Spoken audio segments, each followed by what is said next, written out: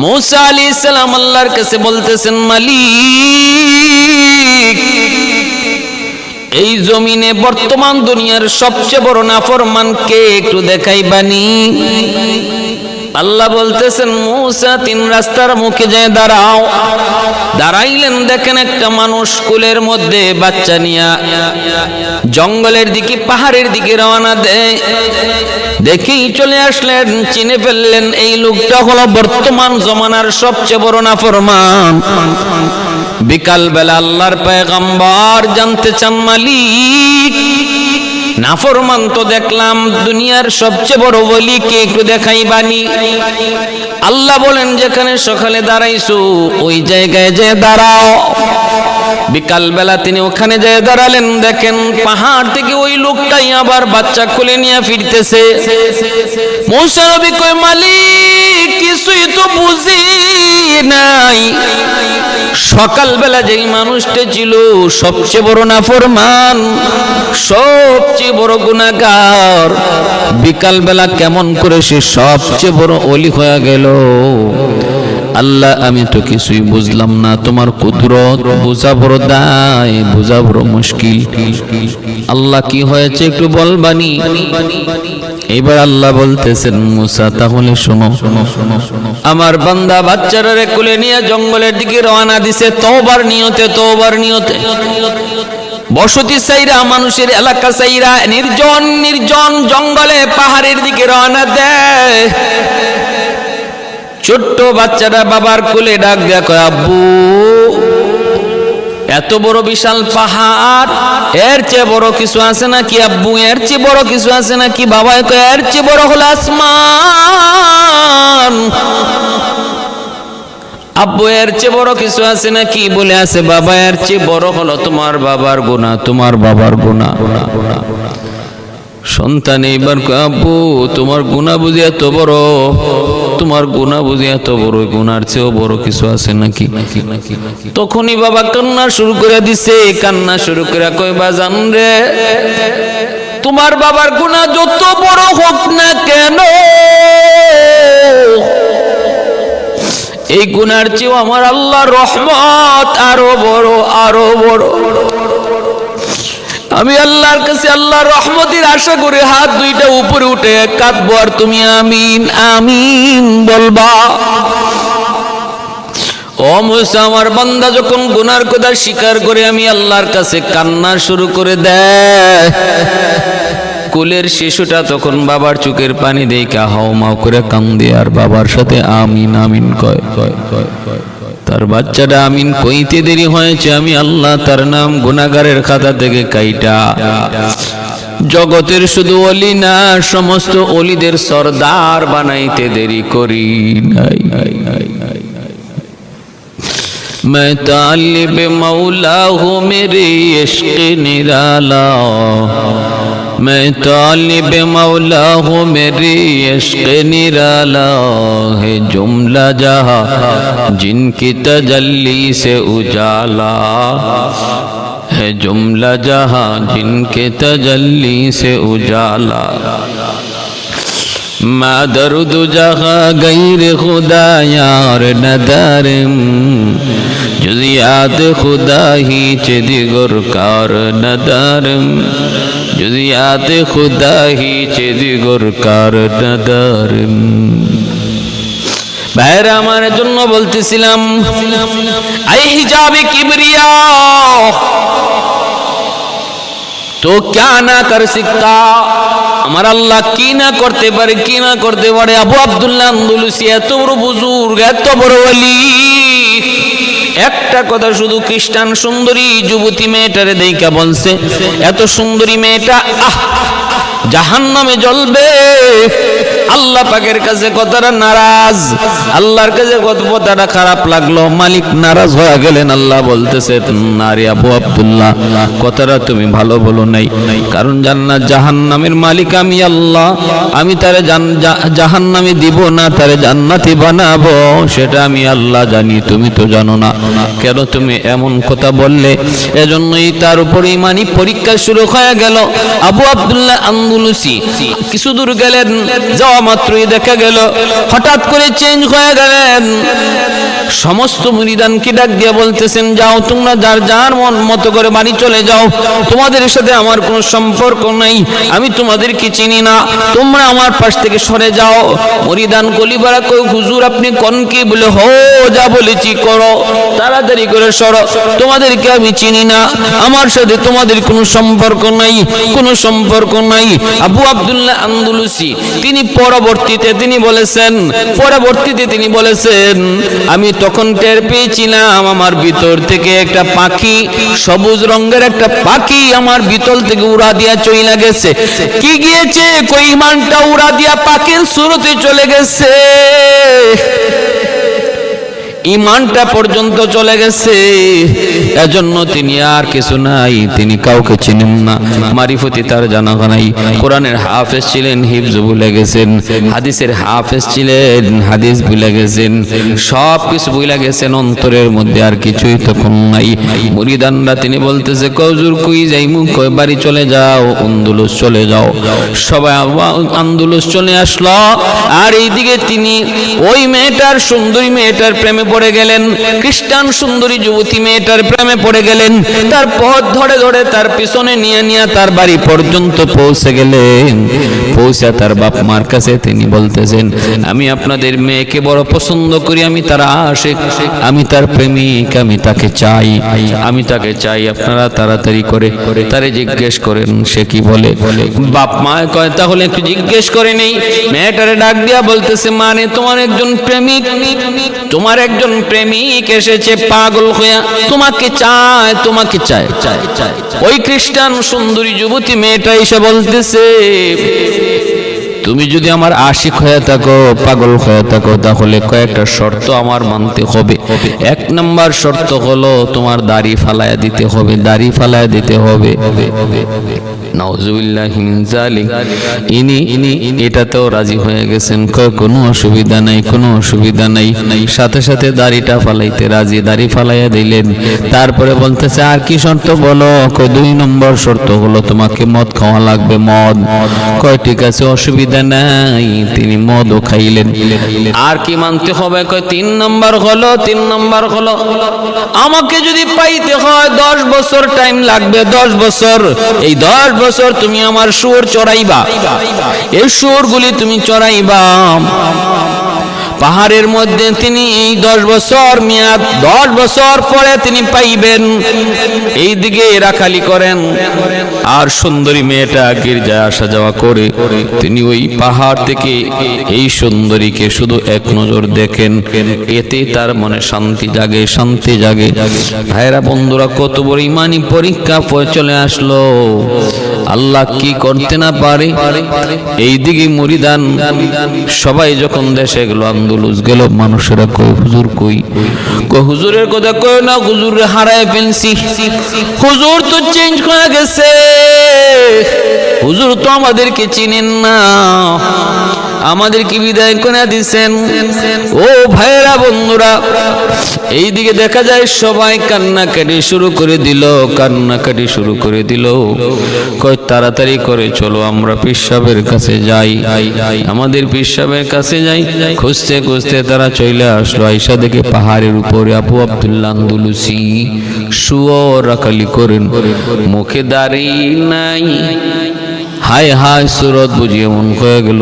মুরিদান নিচ থেকে ডাক দিয়া, হুজুর আপনি একটু নামিন, নামিন, আমাদেরকে আপনি কোরআন শোনান, হাদিস শোনান, আমাদেরকে আপনি মারিফতের বয়ান শোনান। আবু আব্দুল্লাহ আন্দুলুসি কয়, আমার কিছুই মনে নাই, কিছুই মনে নাই, তোমরা তাড়াতাড়ি করে চলে যাও, আমার কিছু মনে নাই, তাড়াতাড়ি করে চলে যাও। এইদিকে মুরিদান যারা, তারাও তো বহুত বড় বুজুর্গ, বহুত বড় আল্লাহওয়ালা, সবাই তখন ওযু করে 2 রাকাত নামাজ পড়লো আর বলল, আমরা আল্লাহর কাছে চাও। ঘটনা কি হয়েছে আমরাও তো কিছু জানি না, মালিকের কাছে চাও, মালিকের কাছে কান্দো। পাহাড়ের নিচে মুরিদান 2 রাকাত নামাজ পড়ে এমন কান্না শুরু করছে মালিকের দরবারে, আমার আল্লাহ সব সইতে পারে, কিন্তু যখন আল্লাহর সব সামনে আল্লাহর কুদরতি নজরে চোখের পানি জড়ায় বান্দায় ডাক দেয়, এই চোখের পানিটা আল্লাহ সইতে পারে না। গুনাহগার যত বড় গুনাহগার হোক না কেন রে বান্দা, যদি চোখের পানিটা জড়ায় তুমি আল্লাহরে আল্লাহ কয়ে ডাক দিতে পারো, একবার যদি আল্লাহকে গল্লা কয়ে ডাক দিতে পারো, 70 বছরের গুনাহগার মূর্তির সামনে বসে বসে শুধু ইয়া সনমু ইয়া সনমু ইয়া সনমু করছে, একদিন জবান দিয়া কয়া সমাদু, সাথে সাথে আল্লাহ জবাব দিয়া দিছে। এজন্য চোখের পানি জিরো থেকে হিরো বানায় দেয়। লাইসা শাইউন আহাব্বু ইলাল্লাহি মিন কাতরাতাইন, কাতরাতু দুমুইন মিন খাশিয়াতিল্লাহ ওয়া কাতরাতু দামিন ইহরাকু ফি সাবিলিল্লাহ। আল্লাহর নবী বলেন, দুইটা ফোঁটা আল্লাহর কাছে বড় দামি, বড় দামি। একটা ফোঁটা হলো রক্তের ফোঁটা, যেটা আল্লাহর রাস্তায় জিহাদ করে মুজাহিদের রক্তের ফোঁটা। আরেকটা ফোঁটা হলো চোখের পানির ফোঁটা, চোখের পানির ফোঁটা। এটা আল্লাহর কাছে বড় দামি, বড় দামি। এর যুবক ও আল্লাহর বান্দি ও আল্লাহর বান্দা, বিপদে পড়েছো, হতাশ না, নিরাশ না, কারো কাছে যাওয়া লাগবে না। সমস্যায় পড়ে গেছো, কারো কাছে যাওয়া লাগবে না, তদবিরও করা লাগবে না। গভীর রাতে উইটা চোখের পানিটা যায় নামাজে ফালাইতে পারো কিনা দেখো। গভীর রাতে ওইটা চোখের পানিটা ঝরাইতে পারো কিনা দেখো। কারণ শেষ রাত আল্লাহ পাকের খাস দরবার খুলে যায়, আমার আল্লাহর খাস দরবার খুলে যায়। ওই সময় চোখের পানিটা ফেলে আল্লাহর কাছে চাইতে পারো কিনা দেখো। এমন কোনো সমস্যা নাই যা আল্লাহ পাক সমাধান করতে পারে না। আবু আব্দুল্লাহ আন্দলুসির অবস্থা দেখা মুরিদান কান্না শুরু করে দিল, চোখের পানি ঝরায় একদম বন্যা করে ফেলতেছে। আল্লাহ পাক রব্বুল আলামিনের দয়ার সাগরে ঢেউ খেলে উঠল। রব্বুল আলামিন সাথে সাথে মুরিদানদের কথায় আল্লাহ খুশি হইয়া তাদের চোখের পানির দিকে তাকাইয়া আল্লাহ পাক রব্বুল আলামিন পেশাবের অন্তরের মধ্যে আবার আল্লাহ পাক ইমানের নূর আল্লাহ আবার দান করলেন। যেই মাত্র ইমানের নূরটা তার অন্তরের ভিতরে ঢুকলো, সাথে সাথে তিনি দ্রুত বেগে নিচে নেমে আসলেন। আয়েশা বলতেছেন, বাবারা তাড়াতাড়ি করে আমারে তোমরা তওবা করাও, আমি তো সব ভুল পথে চলছিলাম, আমি তো ভ্রান্ত হয়ে গেছিলাম, আমি তো হালাক হয়ে গেছিলাম, আমাকে তোমরা তওবা করাও। কান্না আর কান্না। এইবার উস্তাদও কান্নে, ছাত্ররাও কান্দে। ভাইরা বন্ধুরা, আবু আব্দুল্লাহ আন্দলুসি মুরিদানকে সাথে নিয়ে এবার তিনি আন্দোলস চলে আসলেন। রে ভাই, এইদিকে মেয়েটা যখন গির্জা আসলে দেখে তার প্রেমিক নাই, খোঁজ খবর নিতে চাইলো, জানতে পারলো তার প্রেমিক তো চলে গেছে আন্দোলস। এইবার মেয়েটা পড়ে গেছে ওনার প্রেমে, মেয়েটা পড়ে গেছে ওনার প্রেমে। কয় আমিও যাব। বাপ মার কাছে যায়, কয় মা আমার প্রেমিক তো চলে গেছে আন্দোলস, আমিও তার সন্ধানে আন্দোলস চলে যাব। মা গো, হয়তো আসবো না, আর হয়তো আসা হবে না, আমি তার পাগল হয়ে গেছি। এইবার মেয়েটা যুবতী মেয়েটা সে আন্দোলন চলে আসলো, খানকার ভিতরে ঢুকতে চায়, কেউ তারে ঢুকতে দেয় না। মানুষজনকে বয় আমারে ঢুকতে দাও, মানুষজন কেউ ঢুকতে দেয় না। কয় পিসাবের কাছে তুমি কেমন করে যাবে? কোন নারী যাওয়ার কোনো অনুমতি নাই। আল্লাহর ওলির কাছে সংবাদ পাঠানো হলো। আল্লাহর ওলি বলেন, যা বলো আমার দেখা করার টাইম নাই, আমি পারবো না, তারে আমি চিনি না, যে বলো। এটা ছিল আমার ভ্রান্ত জীবনের একটা ঘটনা, এটা আমার জীবনের অ্যাক্সিডেন্ট, আমার জীবনের অ্যাক্সিডেন্ট, আমি সেই অ্যাক্সিডেন্টের কথা আর ইয়াদ রাখতে চাই না। ওই সুন্দরী নারী খবর পাঠিয়ে দিল, যে বলো আমি কালেমা পড়ে মুসলমান হয়েছি, আর যতক্ষণ পর্যন্ত আমি উনাকে না পাবো আমি খানকা ছেড়ে আর কোথাও যাব না।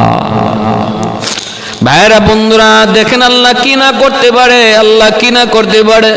মুহূর্তের ভিতরে কে ছিল, মুহূর্তের ভিতরে কে কার পাগল ছিল, এখন কে কার পাগল হয়ে গেল। আগে কে কার পাগল ছিল, এখন কে কার পাগল হয়ে গেল। করছেন কে? বলে আল্লাহ। আল্লাহ পাক রব্বুল আলামিন অন্তরের মালিক। এজন্য বলি আল্লাহর গোলাম, আল্লাহর বান্দী নিরাশ হইরা যত বড় গুনাহগার হই না কেন, আমি যদি বলি হায় রে আমি বহুত বড় গুনাহগার, মনে হয় আল্লাহ আমাকে মাফ করবে না। এ ভাইরা, করাচির হযরত হাকিম আক্তার সাহেব রাহিমাহুল্লাহ তিনি বলেন, একটা মানুষ সারা জীবন যত গুনাহ করছে এর চেয়েও সারা জীবনের সমস্ত গুনার চেয়েও এই কথাটা এর চেয়ে আরো বড় গুনাহ।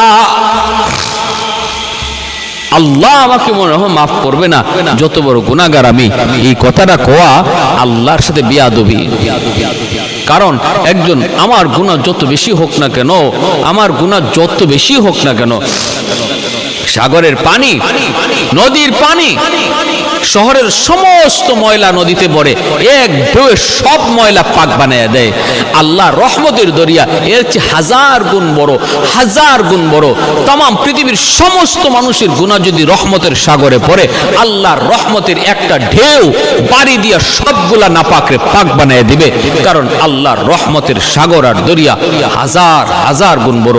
দুনিয়ার তুচ্ছ থেকে ছোট্ট, ছোট্ট থেকে ছোট্ট একটা নদী যদি এতটা ক্ষমতা রাখে, আল্লাহর রহমতের সাগরে কতটা শক্তি আর কতটা ক্ষমতা রয়েছে। শরাব পান করার জন্য যাইতেছেন এই বিশির হাফি রহমতুল্লাহ, হঠাৎ করে দেখতে পেলেন রাস্তার মধ্যে একটা কাগজ। কাগজটা তিনি উঠে দেখেন, কাগজে বিসমিল্লাহির রহমানির রহিম লেখা। বিসমিল্লাহির রহমানির রহিম এই নামটা, এই বিসমিল্লাহটা লেখা।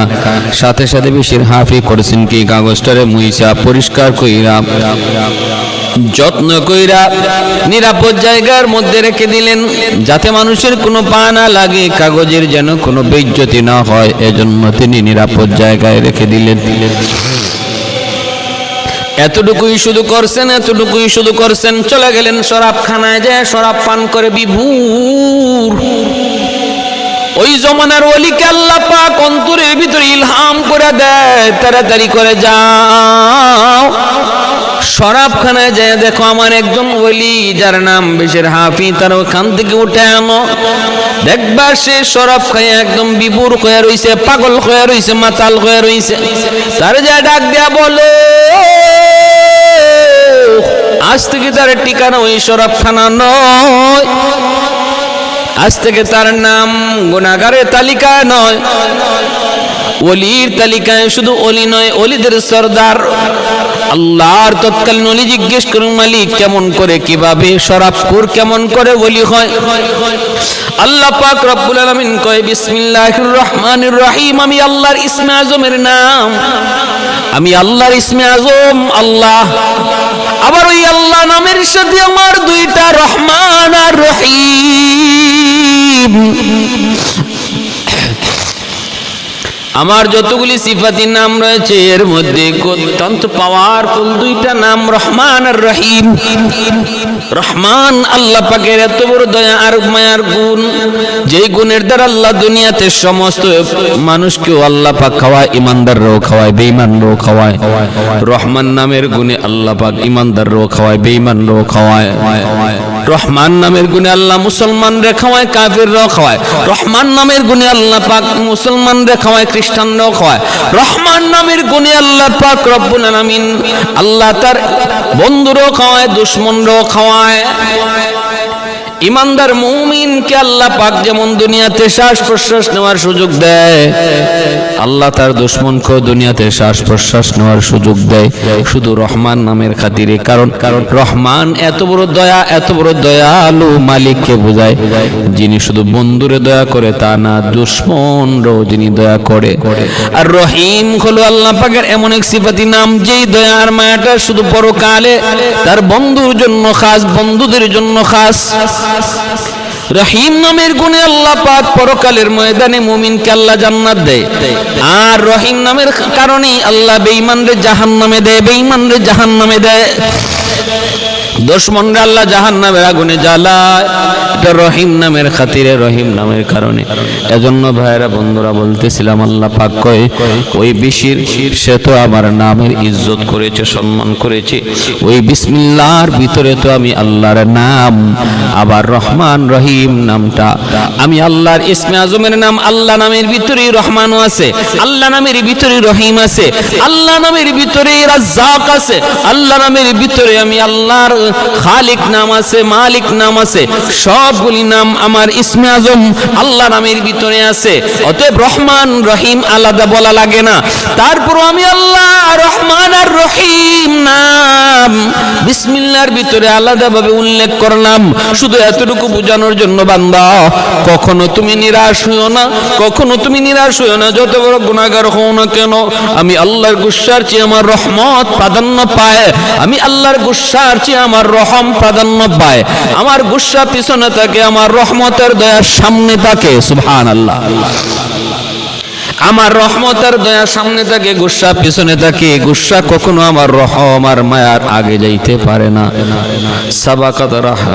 সাবাকাত রাহমাতি আলা গাদাবি, আল্লাহ পাক রব্বুল আলামিন হাদিসে কুদসিতে আল্লাহ বলেন, আমার রহমত গজবের উপরে সর্বদা প্রাধান্য পায়। ভাইরা বন্ধুরা, এজন্যই তো যেই পরিমাণ গুনাহ জমিনে মানুষ করে, আল্লাহ পাকের গজব প্রতিটা মুহূর্তে গজব আসে মানুষকে ধ্বংস করার জন্য। গুনাহ গজবটাই না আনে, গুনাহ গজবটাই না আনে, কিন্তু যখনই গজব আসতে চায় তখনই রহমত গজব আর বান্দার মাঝখানে চলে আয়। রহমত গজব আর বান্দার মাঝখানে চলে আয়, আর গজব পায় না। ভাইরা বন্ধুরা, নতুবা যেই হারে গুনাহ হয় এই হারে কিন্তু গজব আসে না। মাঝে মাঝে আল্লাহ পাক কিছু আযাব গজব দেয়, নতুবা যেই পরিমাণ গুনাহ হয় এই পরিমাণে গজব আসে না। আসার কথা, আসে না কেন? আল্লাহর রহমত আগে বেড়ে যায়, আল্লাহর রহমত আগে বেড়ে যায়। ভাইরা বন্ধুরা, জন্য বিশির হাফিকে যে বলো, আল্লাহর ওলি ডাক দিয়ে কয়, রে বিশির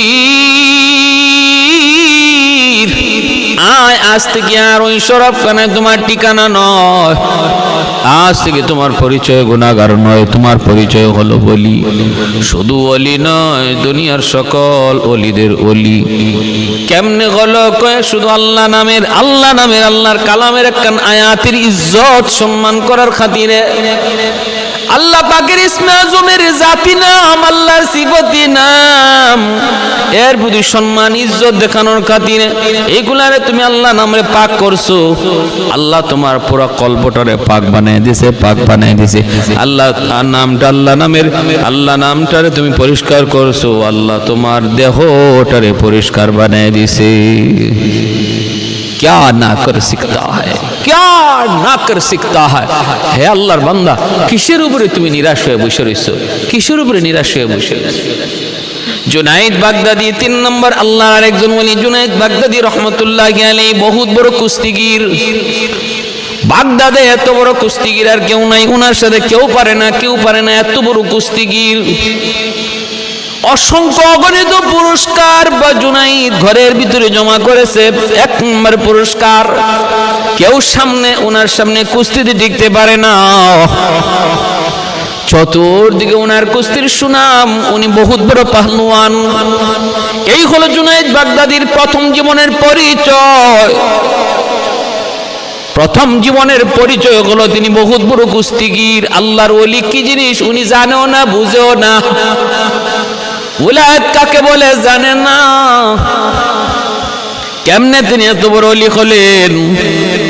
ভাইরা বন্ধুরা, রাজ দরবারে একবার আয়োজন করা হলো কুস্তির। ওই আয়োজনের মধ্যে অনেক জায়গা থেকে অনেকজন আসলো।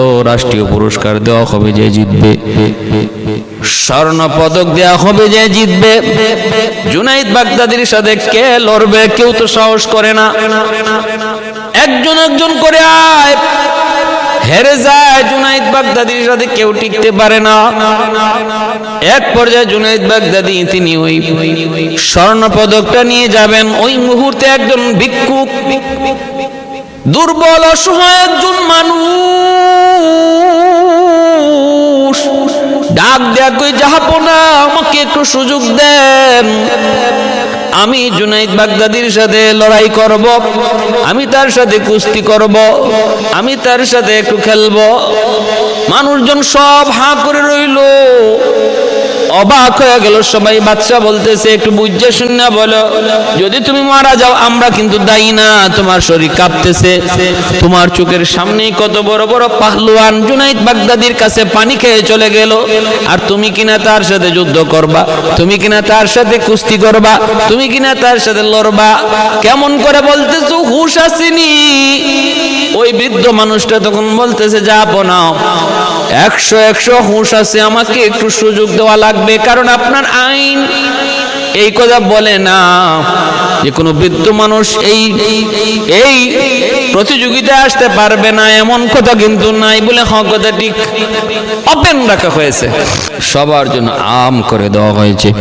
আমাকে আপনি বাধা দিতে পারেন না? কয় না, আমি তোমাকে বাধা দেব না, তবে তুমি কাগজে লিখে নাও, যদি তুমি মারা যাও আমরা কিন্তু কেউ দায়ী না। কয় কোনো সমস্যা নাই, আপনি কাগজ কলম আনেন, কাগজে লিখে দেওয়া হলে আমার মৃত্যুর জন্য আমি দায়ী, আর কেউ দায়ী না, যদি এতে আমি মৃত্যুবরণ করি। ভাইরা বন্ধুরা, এরপরে যখন কুস্তি লাগবে, কুস্তি লাগবে, কুস্তি লাগবে, জুনাইদ বাগদাদের কাছে আসলো, মানুষজন সবাই তাকায় রইল। কুস্তি লাগার আগে ওই বৃদ্ধ মানুষটা জুনাইদ বাগদাদির কাছে আসছে, এসে একটু ছোট্ট আওয়াজে কিছু কথা বলছে যা কেউ বুঝে নাই। ছোট্ট আওয়াজে ডাক দেয়া বলছে, জুনাইদ, আমাকে তুমি চিনো না, চিনবার কথাও না, কিন্তু আমি তোমাকে চিনি। আমাকে চিনো না, চিনবার কথাও না রে জুনাইদ, তবে আমি আমার পরিচয় দেই, আগে শোনো। আমি নবী পরিবারের একজন সন্তান, আমি নবী পরিবারের সন্তান, আমার গায়ে নবী রক্ত রয়েছে। তুমি যেই নবীর পাগল, যেই নবীর আশিক, ওই নবীর বংশের লোক আমি। জুনাইদ, আমার পরিবারে আমার বিবি বাচ্চা আজকে 3 দিন যাবত উপবাস, ঘরে কোনো খানা নাই, আমি খানার কোনো ব্যবস্থা করতে পারি নাই রে জুনাইদ। শুনেছি আজকে কুস্তির প্রতিযোগিতা হবে, কুস্তির প্রতিযোগিতা, যে জিতবে তার স্বর্ণের মেডেল দেওয়া হবে। আজ যদি আমি কুস্তিতে জিতে যাই তাহলে স্বর্ণ পদকটা আমি পেয়ে যাব, আর আমার ঘরে খাওয়ানোর ব্যবস্থা হবে। ছোট ছোট বাচ্চাগুলি এখনো চিৎকার করে কাঁদতেছে ক্ষুধার যন্ত্রণায়। আসার সময় দুটা বাচ্চা আমার পা জড়ায়া ধরছে আর বলছে, বাবা আর পারি না, বাবা আর পারি না, আর সইতে পারি না, ক্ষুধার যন্ত্রণা সইতে পারি না। এ জুনাইদ, নবী পরিবারের দিকে খেয়াল কইরা একটু একটা নবী পরিবারের কয়েকজন মানুষের মুখে একটু হাসি ফোটানোর জন্য তুমি কি তোমার জীবনের সমস্ত অর্জন বিসর্জন দিতে পারবা? নবীর খাতিরে তুমি কি পারবারে জুনাইদ? তোমার জীবনের অর্জন, তোমার জীবনের গৌরব, তোমার জীবনের কামাই সবকিছু আজকে কি তুমি কুরবানি দিতে পারবা নবীর জন্য? একটা নবী পরিবারের জন্য হাসি ফোটানোর নিয়তে তুমি কি পারবা? ছোট্ট দুইটা মাসুম বাচ্চা মুখে একটু হাসি ফোটানোর জন্য তুমি তোমার গৌরব আর অর্জনটাকে কুরবানি দিতে পারবা? একটু খেয়াল করে দেখো, যদি আজকে তুমি আমার কাছে ইচ্ছা করে হেরে যাও আর আমি যদি জিতে যাই তাহলে স্বর্ণ পদক পাবো, আমার করে খানা উঠবে, আমার ছোট ছোট বাচ্চাগুলি ক্ষুধার যন্ত্রণা তাদের কাটবে, তাদের মুখে হাসি ফুটবে। আমার গায়ে নবীর রক্ত, আমার সন্তানের গায়ে নবী পরিবারের রক্ত, দেখো একটু পারো কিনা?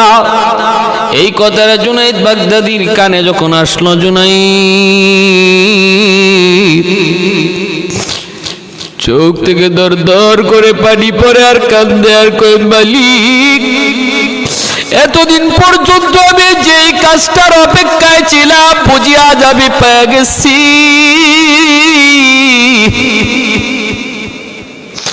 এতদিন পর্যন্ত আমি দিলের ভিতরে যা আশা করে রাখছিলাম বুঝি আমার আশা পূরণ হতে যায় গো মালিক, আমার আশা বুঝি পূরণ হতে যায়।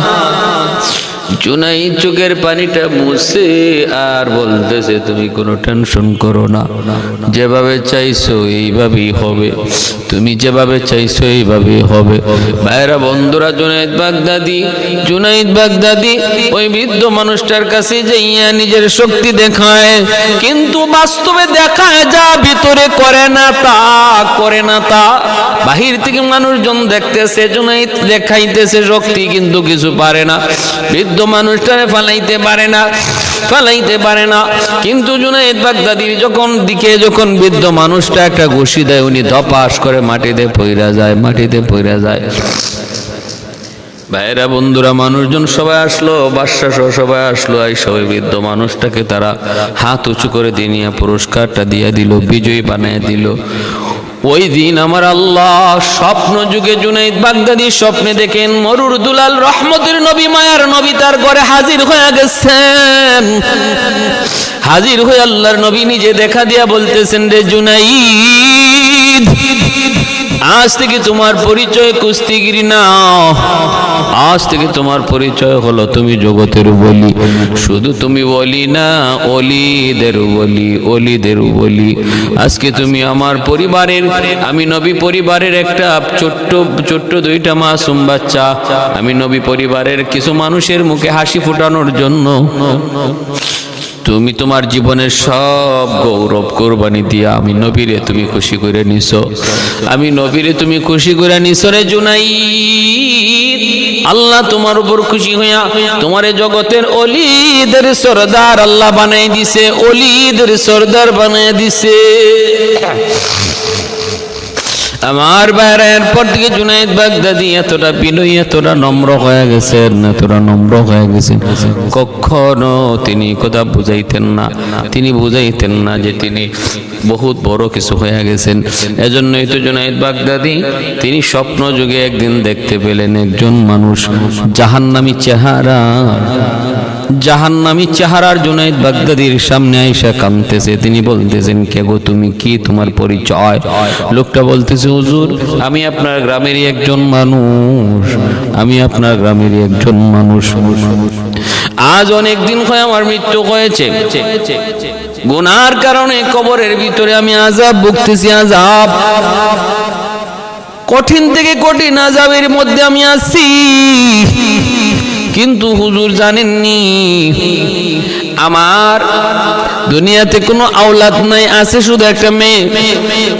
আমার ওই মেয়েটা আজও পর্যন্ত আমার জন্য আল্লাহর কাছে কিছু চায় নাই, দান সদকা করে নাই, আমার কথা একবারের জন্য ইয়াদ করে নাই। এ আল্লাহর গোলাম, সন্তানরে দিন শিখায় যাও, নতুবা তোমার সন্তান মৃত্যুর পর তোমার কথা ইয়াদ করবে না, তোমার নাম নিবে না। হাত উঠে আল্লাহর কাছে বলবে না, মালিক আমার আব্বারে মাফ করে দাও, আল্লাহ আমার আম্মারে মাফ করে দাও, এমন কথা বলবে না যদি দিন না শিখাও। যদি তুমি তারে কোরআন না শিখাও, কলেজে পড়াও, কিন্তু শিশুকালে তারে মাদ্রাসায় পড়াও, ডাক্তার বানাও, কিন্তু শিশুকালে মাদ্রাসায় পড়াও রে আল্লাহর গোলাম। 5টা বছর নুরানি মাদ্রাসায় পড়া নেও, তাহলে ছেলেটা কলেজে গেল, ডাক্তার হলো, ইঞ্জিনিয়ার হলো, সে নামাজি হবে, দিনদার হবে। মার কথা বাবার কথা ইয়াদ করে দোয়া করবে, রব্বির হামহুমা কামা রব্বায়ানি সগীরা। আল্লাহ আমার আব্বারে মাফ করো, আল্লাহ আমার আম্মারে মাফ করো। 5টা বছর নুরানি মাদ্রাসায় পড়াইলে তোমার ছেলে ইয়াসিন মুখস্থ করবে, সূরা ওয়াকিয়া মুখস্থ করবে, জানাজার নামাজ পড়ানো শিখবে, বাবার জানাজা পড়াইতে পারবে, মার জানাজা পড়াইতে পারবে, সহিহ শুদ্ধ করে কোরআন তিলাওয়াত শিখবে। এ বাপ মার জিম্মাদারি আদায় করবে। আর যদি শিশুকালে তারে দিন না শিখাও, যত বড় ডাক্তার হোক, যত বড় ইঞ্জিনিয়ার হোক, বাপ মার জন্য ইয়াদ করবে না, বাপ মার কথা ইয়াদ করবে না, বরং ঝামেলা মনে করে বৃদ্ধাশ্রমে দিয়ে দিবে। আজও পর্যন্ত কোনো বৃদ্ধাশ্রমে আলেম হাফেজ মুফতি সাহেবের বাপ মা পাওয়া যায় না। পাওয়া গেলে গেছে বড় বড় ইঞ্জিনিয়ার, বড় বড় ডাক্তার, বড় বড় প্রফেসরের বাপ মা। মানলে মানেন, না মানলে নাই, খোঁজ নিয়ে দেখেন। এক মা তো সন্তানের কাছে চিঠি লিখছিল বৃদ্ধাশ্রমে বইয়া, বাবা আমার জীবনের পরিণতির জন্য আমি নিজে দায়ী। তোমারে আমি মাদ্রাসায় পড়াই নাই, তোমারে মাদ্রাসায় পড়াই নাই, এজন্য আমি নিজেই দায়ী আজ আমার এই পরিণতির জন্য। যদি মাদ্রাসায় পড়াইতাম, আলেম হইতা, তাহলে আমি মাকে আজ বৃদ্ধাশ্রমে থাকতে হতো না। কারণ হলো আমি আজ 3 মাস 6 মাস হয়ে যায় বৃদ্ধাশ্রমে। আমি ডাক্তারের বাপ মা দেখেছি, এই বৃদ্ধাশ্রমে ইঞ্জিনিয়ারের বাপ মা দেখেছি, এই বৃদ্ধাশ্রমে শিল্পপতির বাপ মা দেখেছি, কিন্তু আমি কোনো আলেমের বাপ মাকে বৃদ্ধাশ্রমে দেখি নাই। এজন্য বাবা আমার পরিণতির জন্য আমি দায়ী। তোমাকে একটা উপদেশ দেই, তুমিও যেন আমার মতোই পরিণতি ভোগ করতে না হয়। তোমার সন্তানটারে অন্তত মাদ্রাসায় পড়ায়ো, তোমার সন্তানটারে অন্তত হাফেজে কোরআন বানায়ো, তোমার সন্তানটারে অন্তত কোরআন শেখায়ো। যদি না করে আমাদের মতো ভুল করো, তাহলে লিখে রাখো কপালে, তাই লিখে রাখো আমাদের যা হচ্ছে তোমার ঠিকানাও শেষ বয়সে বৃদ্ধাশ্রম হবে। প্যারে হাজির, এজন্য বলি জুনাইদ বাগদাদি স্বপ্নে দেখতেছেন লোকটা কান্দে আর বলতেছে, হুজুর আমার একটা মেয়ে আছে, আমার এই মেয়েটা আজও পর্যন্ত আমার জন্য আল্লাহর কাছে কোনো দোয়া করে নেই। যদি একটু আপনি তারে বলতেন, আমার আল্লাহ জানাইছেন সে যদি আমার জন্য দোয়া করে, আল্লাহ পাক আমার কবরের আযাব মাফ করে দিবে। কারণ বাপ মার জন্য সন্তানের দোয়া যেমন কবুল, সন্তানের জন্য বাপ মার দোয়া তেমন কবুল। মনে রাখবেন, মা বাবা যদি সন্তানের জন্য দোয়া করে কবুল, সন্তানও যদি বাপ মার জন্য দোয়া করে এই দোয়াও আল্লাহর কাছে কবুল। এজন্য সন্তান জানাজার নামাজ পড়াবে, এটা আল্লাহর কাছে আগে কবুল হবে। সন্তান বাপ মার জন্য দোয়া করবে, আল্লাহর কাছে আগে কবুল হবে। আর আলেম উলামা আইনা বাপ মার জন্য দোয়া করাই বা করাও ভালো কথা, কিন্তু মনে রাখো নিজের দোয়া আল্লাহর কাছে আগে কবুল হয়। আল্লাহ আমার আব্বারে মাফ করো, আল্লাহ আমার আম্মারে মাফ করো, আমার আব্বারে সুস্থ করে দাও, খতমে শিফা পড়াইবা। কিন্তু আজকে বড় দুঃখ, অনেক সন্তান আছে এমন আলেম ওলামা আইনা বাপ মার জন্য খতমে শিফা পড়ায়, কিন্তু নিজে বয় না, নিজে দোয়া পড়ে না, নিজে দোয়া শরীক হইতে চায় না। টাকা দিয়েই মনে করে বাপ মার জন্য দোয়া করায় নিতেছে। যত টাকাই দাও, যত পয়সাই দাও, অন্য মানুষ তোমার মার জন্য বাবার জন্য চোখের পানি ঝরায় কাঁদবে না রে যুবক।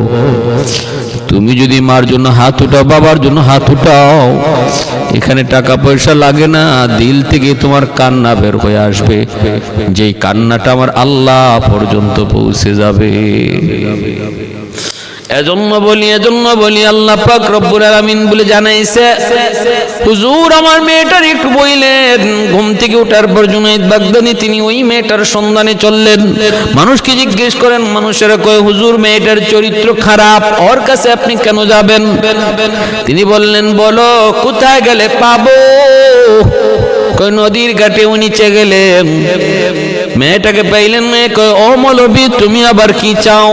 জুনাইদ বাগদাদি বুঝে গেলেন, মানুষেরা রিপোর্ট দিল মেয়েটার চরিত্র খারাপ, দুষ্ট খারাপ। আল্লাহর ওলি বলেন, মারে আমি কোন উদ্দেশ্য নিয়ে আসি নাই, একটা খবর নিয়ে এসেছি। বলে কার খবর? খবর হলো তোমার বাবার। আমার বাবার আবার কিসের খবর? বাবা তো বহু আগেই মারা গেছে, কবরে চইলা গেছে, বাবার কিসের খবর? আল্লাহর ওলি বলতেছে, তোমার ওই মৃত্যু বাবার খবর স্বপ্ন যুগে আমি আজ দেখেছি। কবরের মধ্যে সে ভীষণ আযাবে আছে রে মা।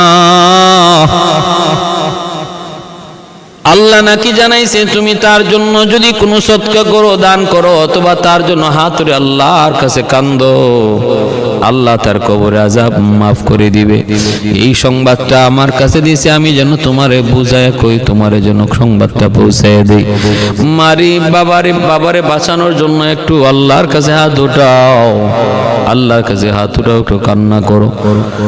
গুনাহ করতে করতে মেয়েটার দিল শক্ত হয়েছে, কলব দিল শক্ত হয়ে গেছে, এজন্য মৃত বাবার খবর শোনার পরেও দিল নরম হয় না।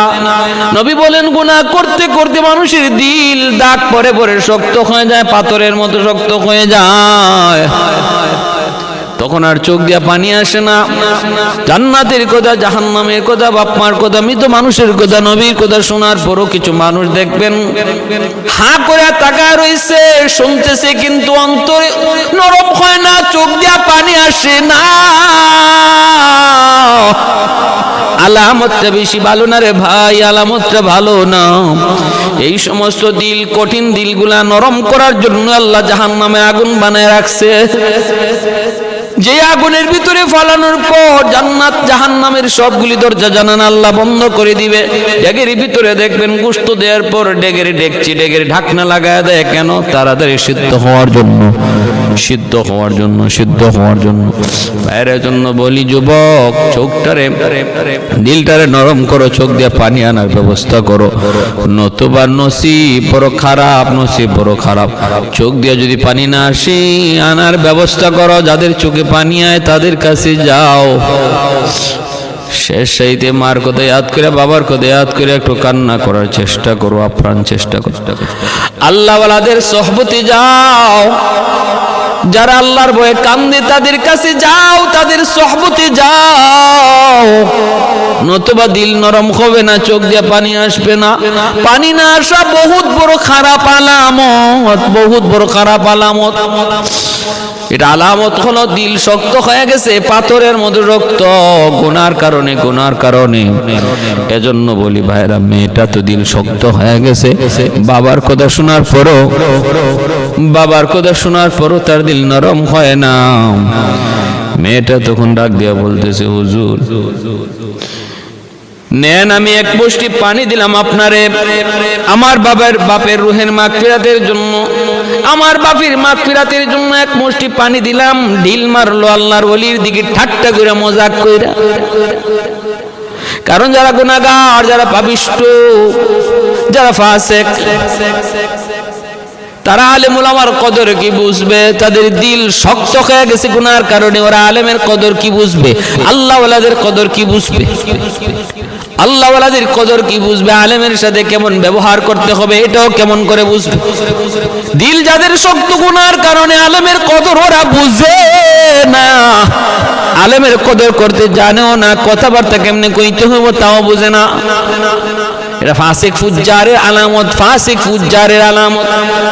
জুনাইদ বাগদাদির দিকে ঢিল মারছে, আল্লাহর ওলি সাথে সাথে একটু সরে গেলেন, পানিটা ওনার গায়ে লাগে নাই, পানিটা পড়ছে মাটিতে, বড় কষ্ট পাইলেন, দিলের ভিতরে বড় কষ্ট।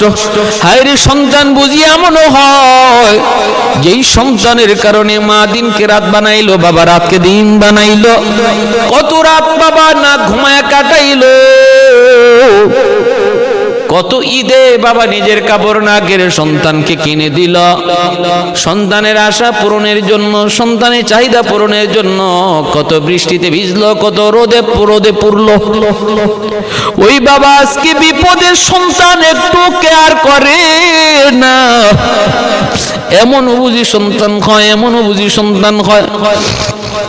চলে গেলেন কষ্ট পায়া, তিনি রাতের বেলা ঘুমাইলেন, দেখেন জান্নাতি চেহারার একজন মানুষ ওনার সামনে এসে হাজির হয়ে গেছে। আল্লাহর ওলি জুনাইদ বাগদাদি বলেন, কে গো, কি তোমার পরিচয়? লোকটা কয়, হুজুর আপনি আমাকে চিনেন নাই, আমি গতকালকে ওই লোক, যেই লোক আপনার কাছে এসেছিলাম। হুজুর বলতেছে, কি ব্যাপার, গতকাল গেছিলা তুমি জাহান্নামী, আজকে তোমার চেহারা জান্নাতি চেহারা, এত সুন্দর, এত আলো, ঘটনা কি? কেন? তোমার মেয়ে তো তোমার জন্য কোনো উপকার করে নাই। বাবা তখন বলতেছে, হুজুর আমার মেয়েটাকে আপনি খবর দেওয়ার পরে আমার মেয়েটা ঢিল মারছে, আপনার দিকে একটু পানি ছিটা মারছে, এই পানিটা আপনার গায়ে লাগে না, এই পানিটা পড়ছে যে জায়গায়, ওখানে একটা পোকা দীর্ঘদিন পানির তৃষ্ণায় ছটফট করতেছিল, ওই পোকাটার মুখে যে পানিটা পড়লো, পানিটা খাইয়া পোকার তৃষ্ণা নিবারণ হলো, জান বাঁচলো। পোকাটা আল্লাহর কাছে দোয়া করছে, মালিক যার উসিলায় পানি পাই আমার জান বাঁচলো, তুমি তারে মাফ কইরো। ওই পোকার দোয়ার উসিলায় আল্লাহ আমার কবরের আযাব মাফ কইরা দিছে।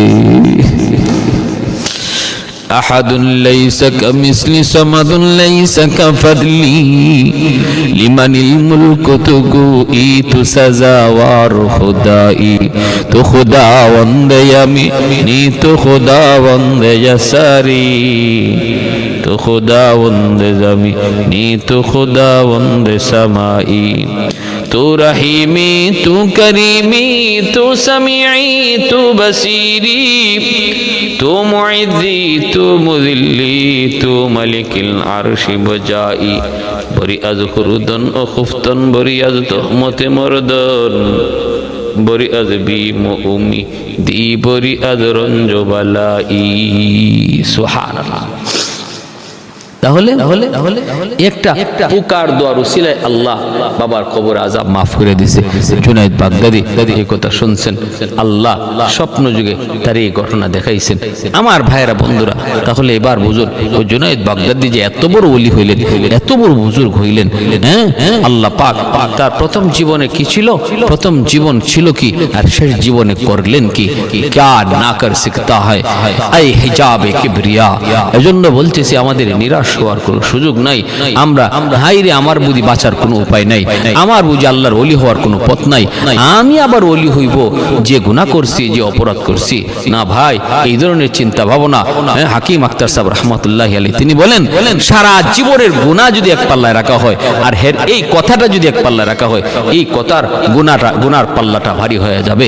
কারণ এটা আল্লাহ পাক রব্বুল আলামিনের, আল্লাহ পাকের উপরে তার ভ্রান্ত গুমান, আল্লাহ পাকের ধারণা, আল্লাহর উপর তার ধারণাটা ভ্রান্ত, আল্লাহর উপর ধারণাটা ভুল, আল্লাহর উপর তার চিন্তা চেতনা ভুল। এই কারণে আল্লাহ তার উপর এতটা নারাজ হয়ে যায়। ভাইরা বন্ধুরা, যে পরিমাণে গুনাহ করি না কেন, এখনো সময় আছে তওবা করার, এখনো সময় আছে আল্লাহর ওলি হওয়ার। তওবা করা মাত্রই লোকটা জিরো থেকে হিরো হয়ে যায়। চুকে এক ফোঁটা পানি ফেলানো মাত্রই একটা মানুষ জিরো থেকে হিরো হয়ে যায়।